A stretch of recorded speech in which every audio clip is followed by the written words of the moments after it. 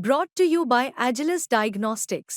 Health test की बात आती है तो मैं भरोसा करता हूँ India largest diagnostics company Agilus diagnostics. खुद को टेस्ट करते रहो। लोग छठ पूजा को साल में सबसे बड़े त्योहार और पर्व के रूप में मनाते हैं। कठिन व्रत होता है माताओं बहनों का, तो मैं समझता हूं कि इसके लिए इंतजाम होने चाहिए थे। और ये दुर्भाग्यपूर्ण घटना घटित हुई है मुंबई के अंदर, बांद्रा में। रेल मंत्री जी जब से देश के रेल मंत्री बने हैं, पता नहीं क्या बात है कि एक्सीडेंट पे रोक नहीं लग पा रही है, लोगों की जान माल सुरक्षित नहीं है। ट्रेन की आप हालत देखिए, जानवरों जैसे लोग भर भर के ट्रेनों में जा रहे हैं। तो ये इन्हीं अव्यवस्थाओं के कारण है जिसकी ओर रेल मंत्री जी ध्यान नहीं दे रहे हैं, भारत की सरकार ध्यान नहीं दे रही है। और छठ पूजा का आयोजन जहां जहां भी उत्तर भारतीय लोग हैं उनको अपने घर जाना होता है। ये एक सर्वविदित सत्य है, इसको जानती भी है सरकार, तो उसके लिए इंतजाम करना चाहिए था।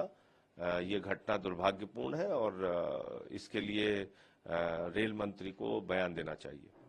आप लोग आपने कल ट्वीट किया था अपनी पार्टी के फैसले को लेकर कि आम आदमी पार्टी महाराष्ट्र में चुनाव नहीं लड़ेगी, एमवीए के लिए प्रचार करेंगे अरविंद केजरीवाल।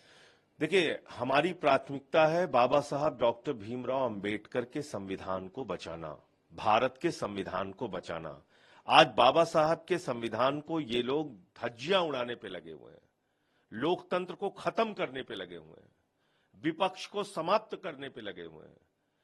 बताइए, आप भारतीय जनता पार्टी का नेता सुप्रीम कोर्ट में मुकदमा दायर कर रहा है, याचिका दाखिल कर रहा है कि भारत के संविधान का प्रेम्बल बदल दिया जाए, उसकी मूल आत्मा परिवर्तित कर दी जाए, और सुप्रीम कोर्ट से उसको फटकार लग रही है।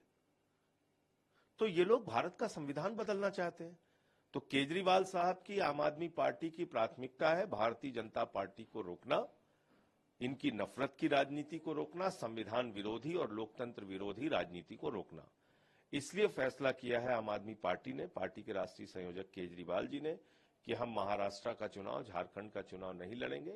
और जहां जहां, जैसे महाराष्ट्र में एमबीए है, झारखंड में इंडिया गठबंधन है, जहां प्रत्याशी और उनके नेता आमंत्रित करेंगे चुनाव प्रचार के लिए, वहां केजरीवाल साहब प्रचार करने के लिए भी जाएंगे। हम कह सकते हैं कि हरियाणा के बाद का सबक है कि आप फूट न पड़े विपक्षी दलों में एक साथ। देखिए, हरियाणा में तो हमारी कोई गलती थी ही नहीं। हम तो अंतिम समय तक चाहते थे कि मिलकर चुनाव लड़ा जाए, और 4 सीट पे बात फाइनल हो गई, उसके बाद फोन उठाना बंद कर दिया कांग्रेस के लोगों ने। तो इसके बारे में तो आप कांग्रेस से पूछिए। उनके राष्ट्रीय नेता राहुल गांधी जी भी इस बात पे सहमत थे, उसके बाद भी क्यों नहीं गठबंधन हो पाया, तो ये तो कांग्रेस इसके लिए जवाबदेही है उसकी।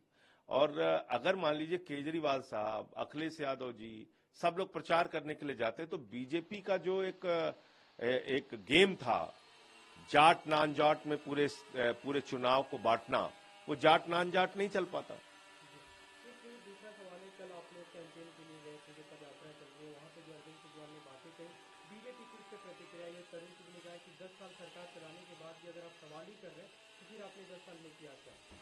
अरे, अभी तक तो मोदी जी नेहरू से सवाल कर रहे हैं, नेहरू तक से तो सवाल कर रहे हैं मोदी जी। भाजपाइयों को शर्म नहीं आती ऐसी बात कहते हुए? दिल्ली का हर एक काम केजरीवाल जी ने किया, और दिल्ली के हर एक काम में भारतीय जनता पार्टी ने रोड़ा अटकाया। ये कौन नहीं जानता भाई?